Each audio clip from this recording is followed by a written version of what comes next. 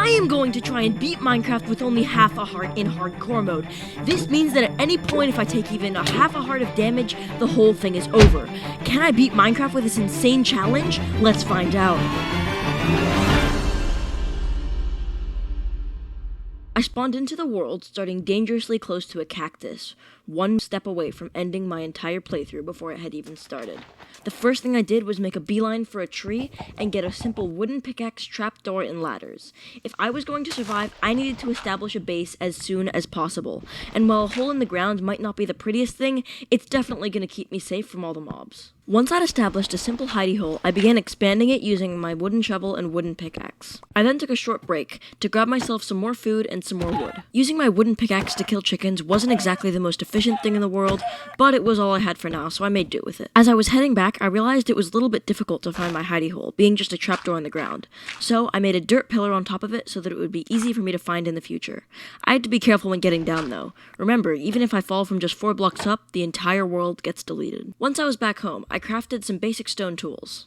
Then I continued to mine out my hidey hole. It wasn't that big at this point, and I wanted a bit more space.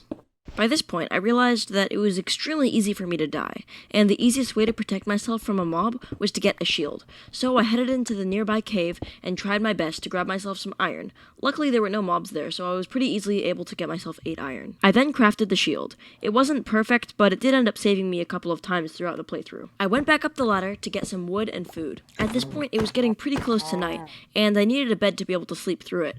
I could always wait it out, but I didn't really feel like doing that every single night. I noticed some sheep around, but 2 of them were white and 1 of them was gray. With some quick thinking, I managed to get myself some yellow flowers so that I could dye them all yellow. By the time I got back, my iron was finished cooking, so I made some more upgrades to my tools. I also realized that you can't dye gray wool, which is a bit unfortunate. That meant that just for tonight, I would have to wait out the night.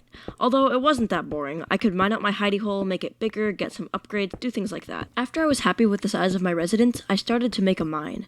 Getting resources like iron and diamonds was going to be super important if I was going to make it through this challenge in one piece. I used the leftover iron that I had from making the shield to craft myself some iron boots. Then I added stairs to the mine so that it would be faster and easier to go up and down the staircase. By this time, it was day, so after mining a little bit more iron, I headed up to the surface to do some exploring. When leaving my base, I was always very careful with my shield raised, just in case there were some sneaky mobs waiting at the top to shoot me. Once I had verified that the coast was clear, I went over the nearest tree and started getting some more wood, as I was running low. After I had finished that, I went exploring the area directly around my base. The biomes next to me were a desert and savanna, and in the desert, I found a desert temple, which I saved the location of for later. Once I had some iron armor, I was definitely going down there to see what I could find. After I'd gotten myself some more food and explored the area around me, I decided that my inventory was getting pretty cluttered, so it was time to build a storage system. The storage system, at least for now, consisted of 4 double chests. 1 for food, 1 for blocks, 1 for previous tools, and 1 for miscellaneous items. I also had a smaller chest for mob drops. While I was out exploring, I found a good number of sheep, so I finally had enough wool to finish making that bed. While I was mining, I had collected enough iron to craft myself a bucket.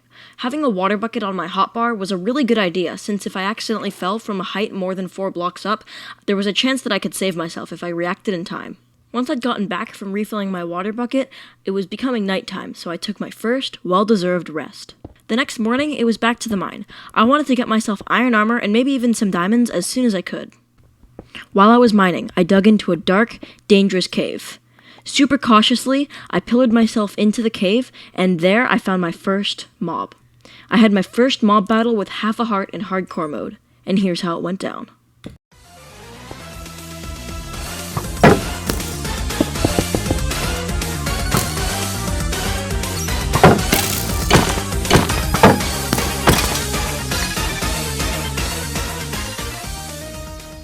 I had emerged victorious from my first battle with a monster. While it looks like this fight was easily won, it's not as it appears in the video. There were a few risks that I took that I definitely shouldn't have. For example, I tried to get 2 sword hits in between me putting up my shield, which almost cost me my life. If the skeleton had fired its arrow just half a second earlier, I would have been completely dead. I cautiously moved deeper into the cave, but there were a few more monsters there, and after my first encounter, my heart still beating, I didn't want to face any more. So I blocked off that section of the cave and headed over to the area that I'd already lit up to mine the iron. There was also some gold nearby, so I grabbed that too for good measure. By the time I got out of the caves, I had almost a stack of coal, 15 iron, and 9 gold. With my 15 iron, I crafted a chestplate and leggings, leaving me just a helmet before I had a full set of iron armor. Then it was back to the caves. I stumbled upon a brand new cave which had a surprising amount of loot. There were also some lava pools there which I dumped my water over so that I wouldn't accidentally slip in. When I finally got back to my base, I had accumulated almost half a stack of iron, 2 stacks of coal, a decent amount of gold, a decent amount of redstone, as well as some copper. I'm not really sure why I grabbed the copper, except that it was an ore and I felt like I might as well. I used some of the iron that I got to craft my last piece of armor, the helmet. Now I had a full set of iron armor and I was ready to finally raid that desert pyramid. I carefully dropped into the desert temple, making sure to use water to cushion my fall so I didn't take even a tiniest bit of fall damage. I mined my way down the side of the desert temple into the loot room.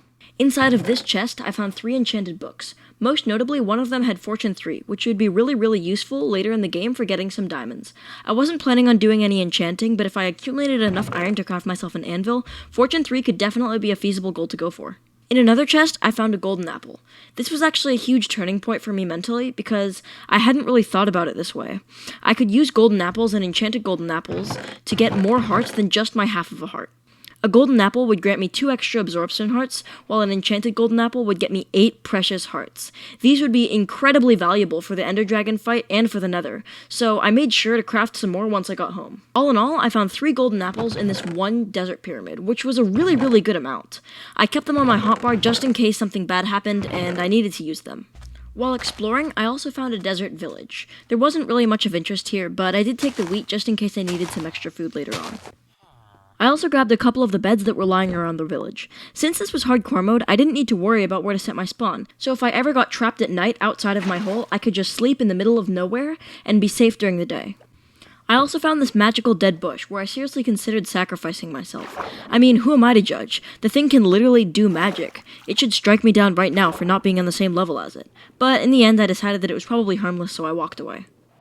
I took the long route home, and on my way, I found another desert temple. I went down, and here's the loot that I found. I found a 3rd golden apple as well as a saddle. The saddle could actually be pretty useful. If I could get myself on a horse, not only could I travel the land quicker, but mobs would have a harder time killing me. After that, I headed back to my base to sort through my loot. Once all my loot was organized, I crafted myself a bow and some arrows. Having a long-range weapon was much more effective and safer than a short-range weapon, since I couldn't even take a single heart of damage while fighting. I also used some of my extra gold lying around to craft some more golden apples. I now had 5 in total. Once I was ready, I grabbed my saddle and set out looking for a horse. My plan was to find an enchanted golden apple in a desert temple, and the fastest way to do that would be to ride around on horseback. I also got to test out my bow on this burning zombie. After exploring for a little while, I came across 2 horses. I rode them both until they loved me, and then put a saddle on each one in turn. I chose the faster of the 2, and I headed off to explore the desert temples. While looking for my first desert temple, I found a ruined portal with only 2 pieces of obsidian missing. If I broke one piece of crying obsidian and poured lava and water over the other one, I could light that portal and go to the Nether easily without a diamond pickaxe. Once I was back on the road looking for desert temples, I found this insane ravine. It was curved and it was probably the biggest ravine I've ever seen. If someone wants to look at it on the seed will be in the description. Anyways, right next to the ravine was the 3rd desert temple I found in this world. The chances of finding 1 enchanted golden apple in any given desert temple chest is 2.6%. That means that the chances of finding it in all 4 chests is just over 10%. So on average, you'd have to explore 10 desert temples to find even a single golden apple. So I was not prepared when I found one on the very first one. That's right, on the first desert temple I went to look for an enchanted golden apple, I found one. If you don't believe me, you can check the seed. I'll leave the coordinates as well in the description to this desert temple. I wasn't expecting to be heading home so early, but now that I had my prize, I figured I might as well. So I headed back to my base to sort my loot. Once I'd sorted all my items, I decided that before I went to the Nether, it would be nice if I had some diamonds. It wasn't a necessity, but I went mining just in case I could find some.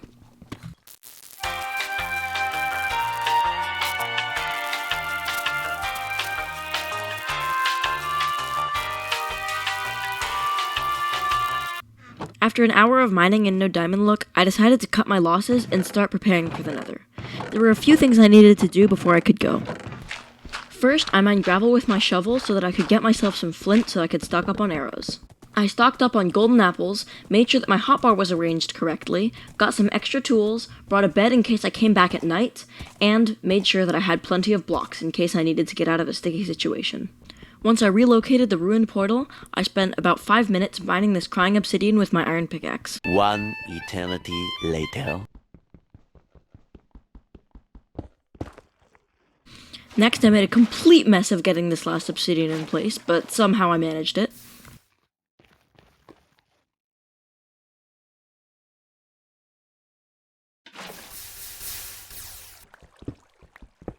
And then, it was time to go.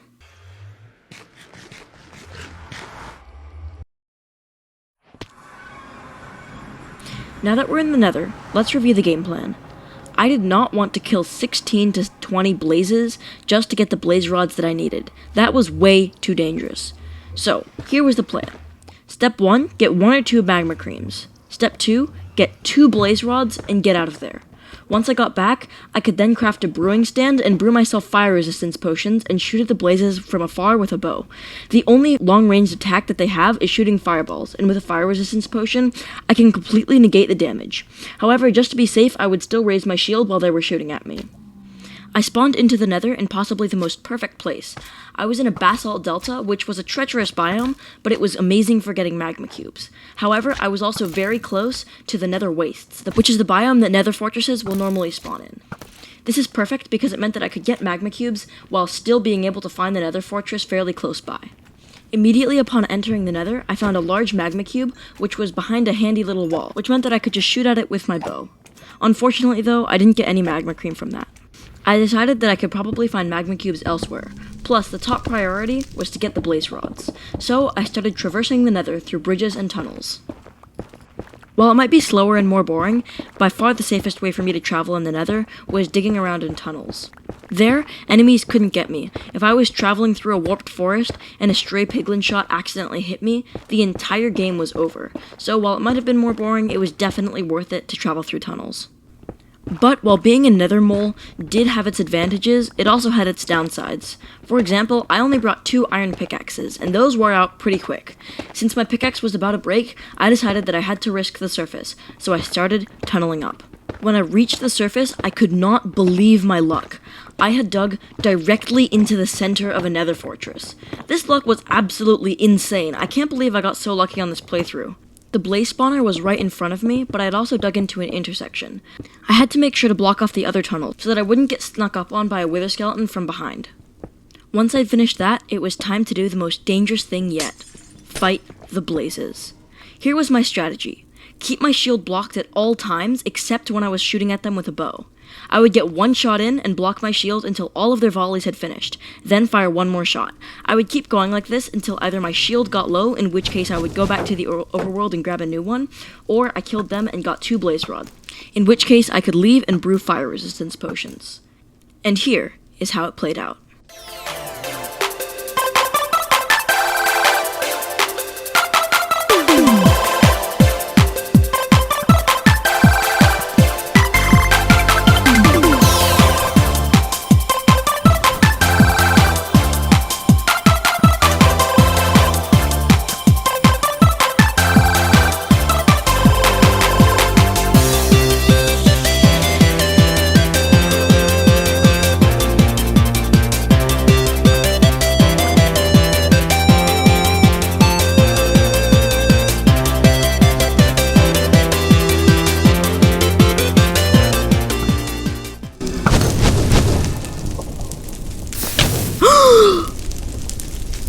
Oh my god, my back.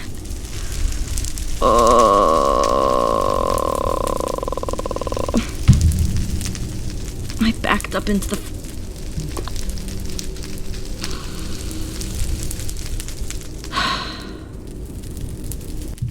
If you're not really sure what just happened, let me explain.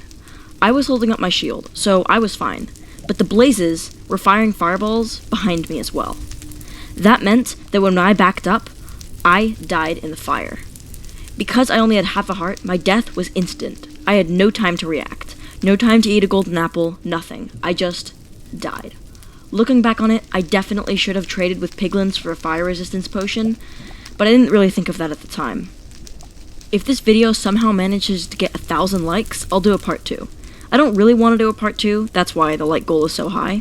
I doubt it'll get 1,000 likes, but if it does, I'll be happy to do it. Thank you guys so much for watching. Let me know in the comments if you like this type of video, and if you made it all the way to the end, that means you probably enjoyed it. So why not just subscribe? If you enjoyed this video, I'm sure you'll like my others too.